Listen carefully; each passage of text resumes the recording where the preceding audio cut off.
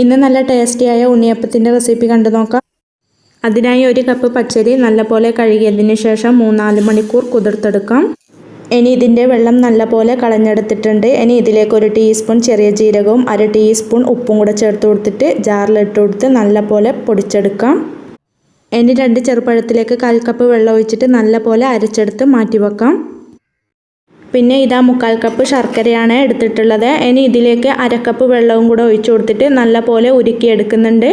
ഇനി ഇത് ഉരുക്കിയെടുത്തതിന് ശേഷം ഒരു അരിപ്പയിലൂടെ അരിച്ച് ചൂടോടുകൂടി തന്നെ ഇതിലേക്ക് ചേർത്ത് കൊടുക്കാം. നേരത്തെ അരച്ചു മാറ്റി വെച്ച പഴത്തിൻ്റെ മിക്സും കൂടെ ചേർത്ത് നല്ലപോലെ മിക്സാക്കി കൊടുക്കാവുന്നതാണ്.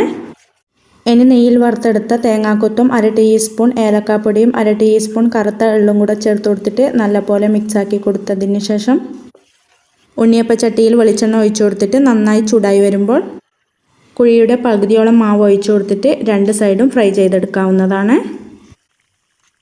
അങ്ങനെ മൈദയും അപ്പക്കാരൊന്നും ചേർക്കാത്ത നല്ല ടേസ്റ്റിയായ ഉണ്ണിയപ്പം ഇവിടെ റെഡി ആയിട്ടുണ്ട്. എല്ലാവരും ട്രൈ ചെയ്ത് നോക്കാനും ലൈക്ക് ചെയ്യാനും കമൻറ്റ് ചെയ്യാനും സബ്സ്ക്രൈബ് ചെയ്യാനും മറക്കല്ലേ. Thank you for watching.